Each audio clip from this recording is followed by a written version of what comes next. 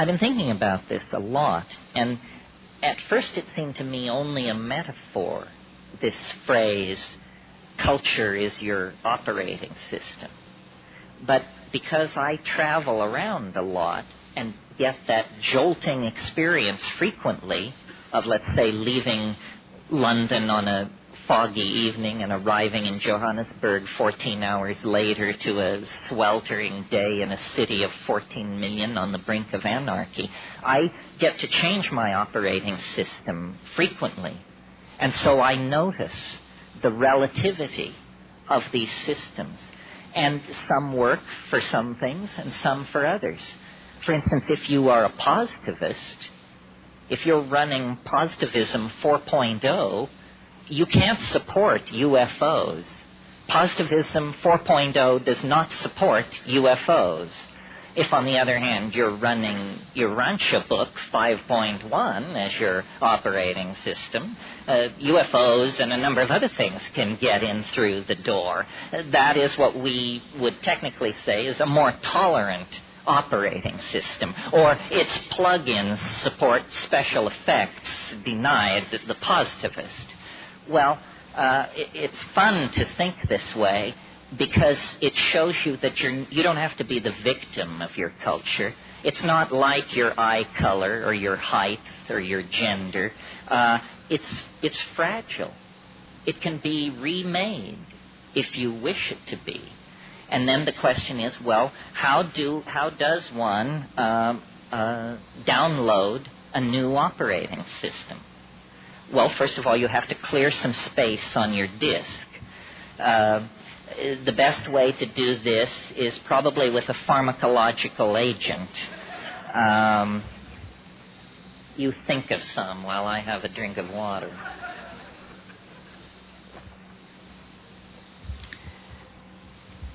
Psilocybin is an excellent disk cleaner.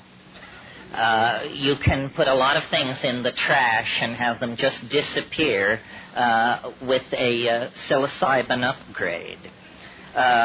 Other pharmacological agents that will clear your disk are ayahuasca. And, of course, these are gentle clearings of the disk, which take 5, 6, 7 hours.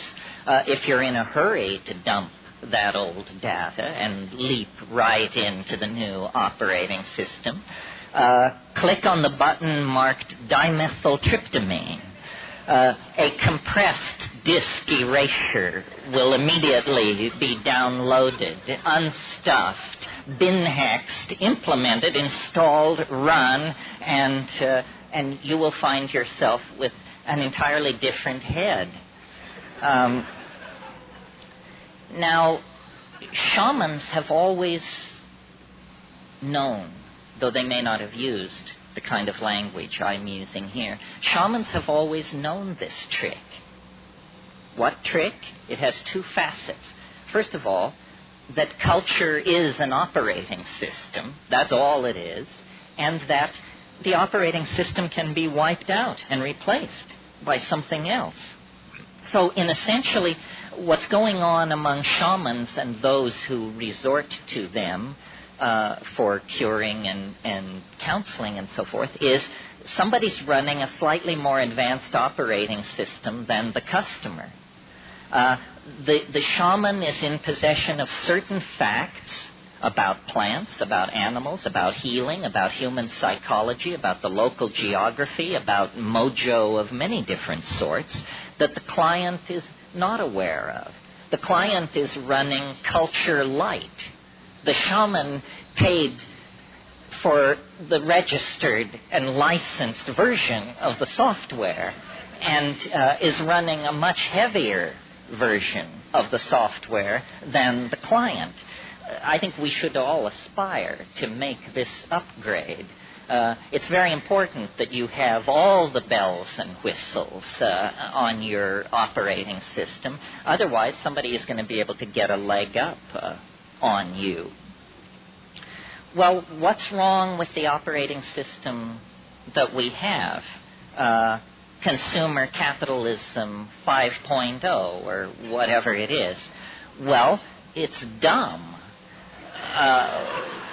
It's retro. It's very non-competitive. It's messy. It wastes the environment. It wastes human resources. It's inefficient. It runs on stereotypes. It runs on a low sampling rate, which is what creates stereotypes. Low sample rates make everybody appear alike, when in fact the glory is in everyone's differences. And the current operating system is flawed. It actually has bugs in it that generate contradictions. Contradictions such as we're cutting the earth from beneath our own feet. We're poisoning the atmosphere that we breathe. This is not intelligent behavior. This is a culture with a bug in its operating system that's making it produce erratic, dysfunctional, malfunctional behavior. Time to call a tech. And who are the techs? The shamans are the techs.